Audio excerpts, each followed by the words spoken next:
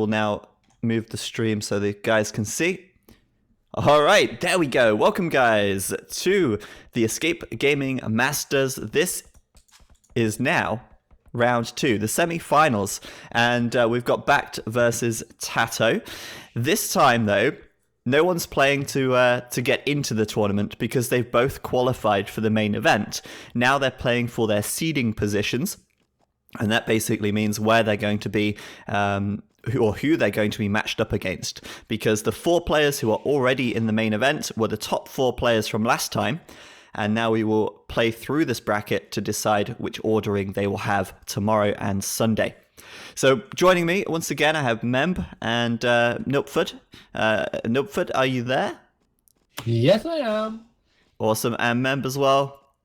Yes, I'm here as well. I wanted to ask you, Zach, I mean, if they are already in the game, I mean, in the finals from tomorrow, everyone want to avoid some players like Nikov, the Piper, right? So I think they will have to play as good as possible to try to get the best seat.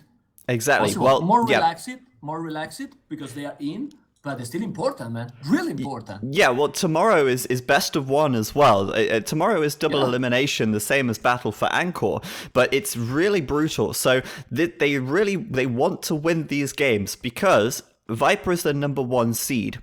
So whoever finishes 4th out of these remaining 4 players will play versus the Viper, and none of these players want to play the Viper first because they risk being eliminated or knocked down to the losers bracket, since Viper is the strongest player from last time. So these games are really important because it will determine who faces who tomorrow, and like you said, they will want to make some they will want to avoid some people over others.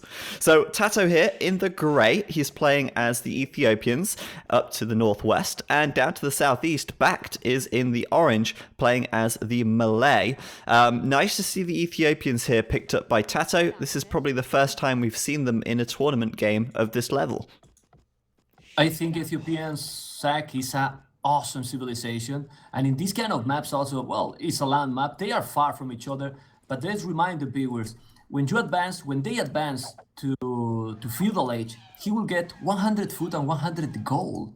So imagine, depends what strategy you choose, but imagine if he's going with men at arms, so with the transition, that really popular 22 up, 23, 3, 4 militias, you can make 5 militias and men at arms, for example. Yeah. You can do a lot with it. It's a nice bonus. You can do a huge amount, but TaToH really cocking up. Yeah, that start, bad news for him. This map, there is a very small number of I was gonna say sheep, but they're not sheep, they're goats. And oh my god, no, he's gonna lose a villager. Oh, TaToH. Oh, nice. With the Palisade Wall, saving his Vil. But this is terrible, man. This is so bad for him. He's having to do Loom now. His TC is going to go idle. He hasn't got any food income. What is going wrong? Well, he saved the villager, but like you said, he's going to be idle probably the time of to make 1 or 2 villages, man. Yeah. 0 food. Literally 0 food. The bank. Whoa, wow, man. Well, that was messy. Yeah. And he's building a farm really early as well here. Well, he has a lot of wood, so why to not do it? Another thing is now we're going to see that Barry is doing properly, and let's remind to the viewers in this tournament, as far as I know, there is no restart, right? So if you get a bad start, you have to deal with it. Yep. That's right, you can't just use a restart. A lot of traditional Age of Empires tournaments gave players a lot of leeway with map, and if they had a bad start or their ball was stolen, a lot of the time players would just call a restart. But we have a no restart rule unless the map is bugged, and that means that if your main gold is completely buried in trees, or if your food is completely cut off from you and you can't get it, that's a bugged map. But if it's a bad start, well, tough. You should have played better. I mean, that's as brutal as it gets. I never was a fan from restart, you know? I always think, well, it's about the skills. Like you said, imagine if you don't have the resources, you cannot collect it. It's a bad map. But this is a game, and if you get a bad start of something, well, it's game, right? I don't know. I never like it. But anyway, this map is so dangerous because lack of wood, almost all the wood in the middle, stragglers, and you cannot make encapsulate TCs in the middle. Only in top of that hill, but in top of that hill there is nothing. It's just trees, so it's a really tough map. A lot of the time on this map, you'll see people building forward lumber camps, and then they'll build their town centers on the gold at the back and stuff and farm. But yeah, you're right. It's hard to build a TC here because it's all hilly. This, by the way, is Kilamanjaro, one of the maps added with the African kingdoms. So it's really tough, and already, I mean, catching people out. Some people ask, I don't know if we should put the team colors because with gray and orange, they are asking. I don't know. I'm not sure because sometimes the problem is that sometimes if you check something, they switch also the colors from blue and red, and it can be even more mess for you guys. I don't know. Yeah, would you prefer? I don't mind. I think it's okay. We can keep it as it is for now. You know, it'll be fine. We can see what's going on, so it's okay. We can, you know, we've got more eyes than. Well, they've got more eyes than us, actually. There's about 4,000 pairs of eyes watching compared to our 4...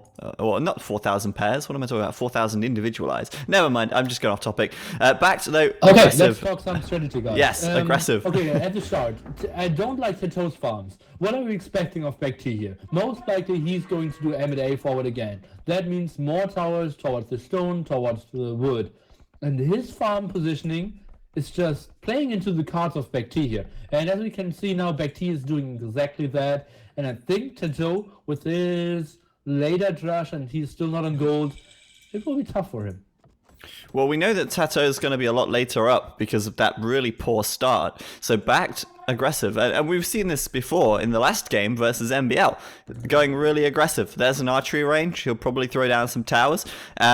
Is he taking stone though? Not at the moment. Do you think he'll move on to stone, or if he'll just do one tower? It's hard to say right now. I'm just checking what he's gonna do. I'm checking if TaToH is gonna spot it him because he need to see it. Look at the wood is forward completely. He's now taking a fight. He should wait a bit. Many times already. That start from TaToH really dangerous. He can see now the archery range. He's gonna make the tower. The tower now? No, he's not doing yet. No, not yet. It's yeah. I mean, Man at Arms is nice here. This is really good. But let's not forget, once TaToH gets to the feudal age, or once he got to the feudal age, he got free food and gold, which means that Man at Arms for him is very easy to afford. But he should cancel it. I think he shouldn't do Man at Arms right now because he's only got one militia and one's on half health. So, is this technology worth it? I don't think so. I think he should cancel the tech, but he let it complete, and now he's got some very weak Man at Arms. Maybe he's gonna make some more. Yeah, he's gonna make more. I was going to say that. Yeah, that he need to make more. Otherwise, it's not worth it what he did. Wow, counter tower. He has to. Yeah, I mean, he has to get some military here. It's late putting his archery ranges up as well. So, BacT is pulling ahead in military count. I like the idea of adding in additional Man at Arms, though. I mean, I do like that, to be honest. And let's not forget that in the expansions, the infantry line get a little bit more HP as well, so that really helps them out. Tower up for TaToH, defending quite nicely, and that's good. He's held for the last 40 seconds at least, TaToH. Wow. Yeah, that's not so good. Really. Yeah, there's a lot of things going on, for sure. I mean, right now, I think it's really important that he defended himself, and he's defended himself without too much going wrong. Losing a couple of Man at Arms, that's nothing too major. But yeah, his economy is not in a good position. He's been housed. He's really low on food, and he's only got what 6 farms. That's only just enough to make villages. And housed again. Not going good for TaToH. In military, he's behind, clearly behind. Well, let's see this fight. It's really important with the Menatans. I think he's taking a good fight here or not. Let's see. He's killing the villagers. It's hard to say. I mean, the hill isn't coming into play here. I think TaToH, yeah, losing it. He losing, man. Man, that's not good news. Bad fight for him. And BacT's looking very strong here. TaToH, though, getting cheeky, moving out with his villagers. He's going to wall up the archery range from BacT, try and prevent that from producing any more units and take it out of the picture. Could work, but also very risky. Now he hasn't got much military to defend these forward villages. He's not going to get in time, Zach. No. Not going to happen yet. Not going to happen. At this level, really, the start he got, it can change completely the complete game, and he's in a really hard position. He really need a really good fight, or he's gonna be in big trouble during all the game and not gonna, I don't know. Barry is really strong play, but he's doing a tower with one village. Now he's moving. Yeah, he has to back up he's because mining a stone. Yeah, he's got 2 vills on stone. TaToH, though, had to do it. Well, he didn't do a counter tower actually. TaToH put the tower there, and then BacT built his own tower afterwards, but it wasn't a good position as we found out. Yeah, I mean, right now, a lot of idle villas from TaToH. Exactly. Yeah. I was about to say the same. How many villages he's using to try to palisade both archery? Well, if he palisade both, If it works, great. that's great. Yeah, it's great. It's a lot of wood, and he needs more military buildings, but he has a lot of farming. One village down. Barry, he should try to defend it. I can't believe he's doing this. I can't believe, man. What the hell? I can't believe he's letting him do that. What? Why? I mean, look where his army. I mean, he's gonna make a tower in a lumber camp with no villagers. Nope, Oh my God. Can we have some insight, please? Why is BacT just letting that archery range get walled up? Both? I think He's gonna wall both? Simply Sorry, go on. mistake. BacT thought, okay, there are the berries, there's the wood, the tower would be nice there, and it is nice indeed, but yeah, I think the archery ranges are worth more. Yeah, you're absolutely correct there. Yeah, I agree. I mean, he's lost one. The other one's still able to produce. I mean, he could take some time to take the palisade wall down, but given how open this map is, well, why not just go for the hunting grounds up here, where all these villagers, no protection, no military in sight, no towers. Surely BacT is going to kill some vills up here. I don't see how TaToH's defending himself at the moment. He hasn't even got a mining camp on his stone. He's long distance mining that to try and get more towers, but he just can't afford it at the moment. Now he's in big troubles. He's in really, really big trouble. He's also getting another tower close to his farmers. He's not gonna reach anything, but what he's trying to get is more map control, Barry. And now he's moving on. Oh my God, he's trying to fight now with what? Wow. 10 villages, 12 What a villages mess. against that? This is completely mess, I mean. Well, if he come back in this game, it's one of the biggest comeback because in this situation, look, he's losing a villager. He's still chasing with that one. With how many? 2, 4, 5 villagers, 3 skirmishes. He did a tower. And remember, oh well, now he finds Barry and he's with some skirmishes trying to make the damage. But those skirmishes, Zach, not even fletching, so they are weak, man. Yeah, well, I mean, this is the thing. It's a lot of villagers getting involved in the fighting at the moment, which is okay because they're only skirmishers, and that's fine. You can fight skirms with vills. It's not even a bad thing sometimes. A lot of the time it's necessary if you want to win. But, you know, at the moment, TaToH taking some really big losses because not only are his villagers, you know, occasionally dying, but the idle time and just the disruption here to his economy. There's no real safety, and his villagers are just being weakened. I mean, just look how low some of these guys and girls are. They are going to get picked off over time, and BacT doesn't even need a very large army to do this. TaToH, he's not even making any skirms right now. His military production is idle, and he's bringing some skirmishers over from the other side of the map to try and defend. It's taken him way too long, and his economy is taking a beating because of it.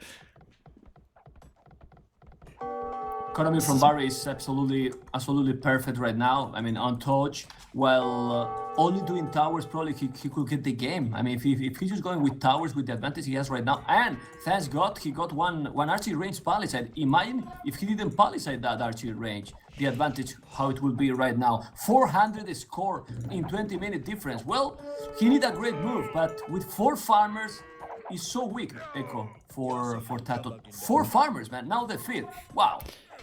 Yeah, TaToH's going to run out of food if he's not careful. He already has run out of food, actually. His TC is idle again now. Yeah. No production. And backed with a nice bit of micro as well. These 5-6 villagers chasing this army down. And he's just running them around, just keeping them busy, just disrupting them. He doesn't even care if he loses this army at this stage.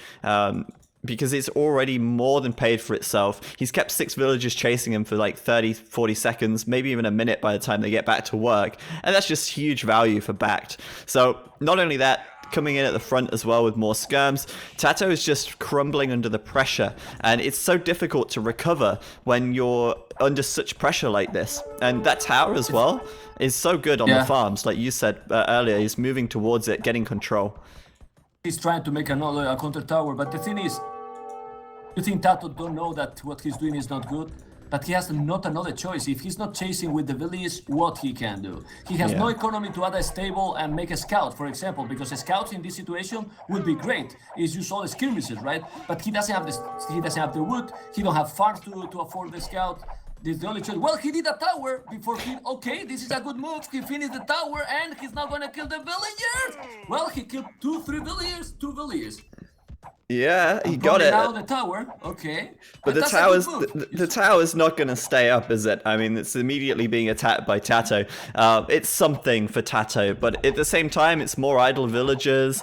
It's a mess, to say the least. TaToH cannot take wood safely in this game now, and as the game goes on, it's going to get harder and harder as these lumber camps get further and further away from safety as well. Nice micro from BacT as well. It just shows that he's one step ahead. He is microing his army the whole time, whilst TaToH is not. His army is now way easier to micro. Why? He has +1/+1. He's got fletching. The attack and the armor, fletching, while TaToH is still only with the armor, which in this kind of fights is terrible. Don't have the fletching is basically game. Well, it's interesting because TaToH actually did +1 defense first. Why do you think that is, Nupford? Do you think he would have been better off with fletching? It has to be a misclick or the lack of the 50 gold. In general, you want to do the fletching first. I was checking. By the way, something I have to still say. Sorry, ma'am. Villager count actually is evened out. I'm not sure how TaToH did that, but both 41 villagers here. That's interesting, actually. I mean, maybe BacT has like not paid enough attention back home. He's doing wheelbarrow right now, so that could explain why he's maybe a little more even on vills. But yeah, I think you're right, Memb. He definitely had the goal to do fletching. He just didn't do it. Interesting. It's crazy how he has the same amount of village when I'm checking often the TC and there's a lot of time idle. On TaToH, yeah, but maybe BacT also has an idle TC more often than we realize as well. It's hard to say because there's no spec overlay, sadly. I missed that. Look at Barry, Zach. He's adding a scout. Well, how to stop now the scouts. And with the I like that he's going aggressive. He knows that he has the advantage, and he could try to think, okay, let's go passive till I go castle age. But if you go now push completely like he's going, another tower, the archers with fletching, and now scouts. Whoa! But TaToH is towers all over the map. Only thing he can do right now. TaToH. Yeah, I mean, won't have an answer to the scouts for sure. I mean, he's got archers, he has now got fletching, but he's too spread out. And scouts can really take advantage of that because they're a lot faster. And with just 2 or 3 scouts, he can just do so much additional damage. He can deal with a small number of archers. He can deal with villagers that are too far from any protection. So, yeah, I like it. And BacT, it kind of reminds me of the Tim style we saw earlier, where he just added the stable and he's like, yeah, you know what? Let's just add some scouts right now as well. It's going to slow my castle time down, but I've got enough farms and I've got wheelbarrow. I may as well just go for it. It's BacT's game to lose, basically, I feel at this stage.